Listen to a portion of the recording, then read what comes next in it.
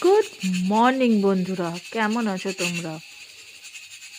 কি কি ভাবছো সিটি? আরে সিটি তো সবসময় বাজতেই থাকে, কি আর করবো বলো। সকাল থেকে রাত পর্যন্ত সিটিই বাজছে, কুকারের কাজই তাই। তো চলো সকাল সকাল সবার আগে দুধ গরম করা যাক, তারপরে চাটা করে নিয়েছি অবশ্য, তারপরে দুধ গরম করতে বসিয়েছি। কারণ আগে চাটা খাওয়াটা খুব দরকার, না হলে কাজ করা যাবে না। কাজ পরে, চা আগে। তো আজকে আমি অনেক সকালে উঠেছি, কারণ মানে ছেলে যাবে জবে কাজে। তো ওই জন্য অনেক সকালে ওঠার খুব দরকার। নাহলে ও 7:30টায় বেরিয়ে যাবে, তো মোটামুটি আমাকে 1 ঘন্টা টাইম তো আমার চাই। ও টিফিন বানানো, দুধ গরম করা, চা সব কিছু করা। তো যখন আমি 4:30টার সময় উঠি বন্ধুরা, তখন একদম বাইরে পুরো অন্ধকার, মানে এখানে তো খুব ঠান্ডা, ওই জন্য বাইরে একদম পুরো অন্ধকার।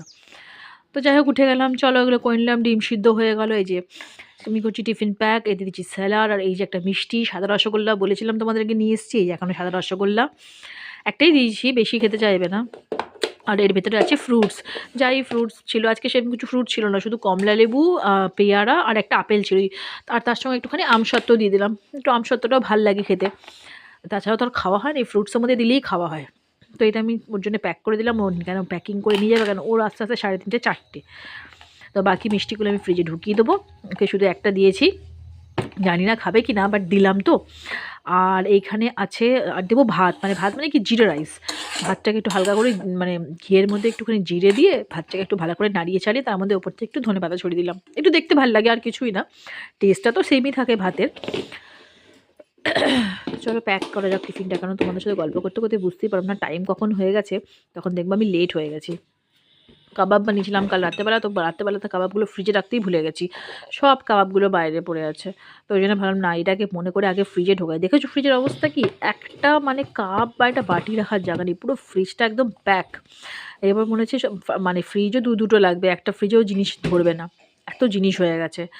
আর এই যে তার সঙ্গে ভাবলাম কি, যখন সবজি টবজি যখন রান্না করছি বা কাটাকুটির কাজগুলোও করে নিই, তাই জন্য মায়ের এইটা করবে মা, এই উচ্ছে আলু এই পেঁয়াজ এটা মা ভাজবে, আর এই ডিমটা দেখলে এটাও মা রান্না করবে, এটা আমার ডিপার্টমেন্ট নয়। আর আমি এখন বানাচ্ছি কোফতা, না না, চিকেন কোফতা নয়, ভেজ কোফতা। মানে লাউ আলু দিয়ে একটুখানি বেসন দিয়ে গোলমরিচ নুন টুন দিয়ে কোফতা বানিয়ে রাখছি, পরে না হয় মানে মশলা কষিয়ে তখন করা যাবে। কোফতাগুলো বানাতে অনেক টাইম লাগে, তো এই দেখো থালে এইভাবে মেখে তারপরে তাওয়াতে দিয়ে একদম সিম আছে, আস্তে আস্তে করতে হয়, নাহলে ভেঙে যায়।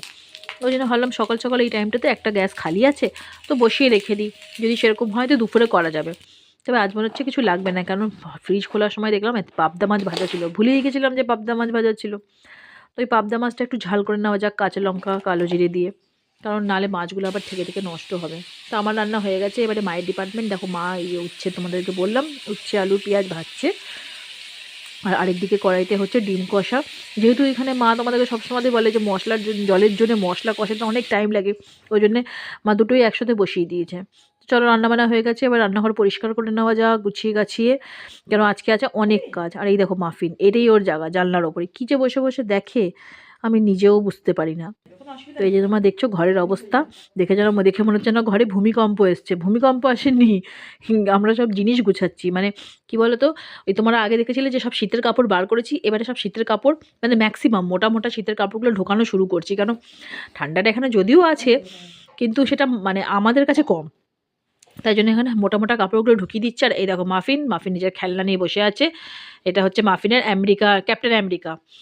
তো মাফিন এখন টাইম হচ্ছে খেলনা।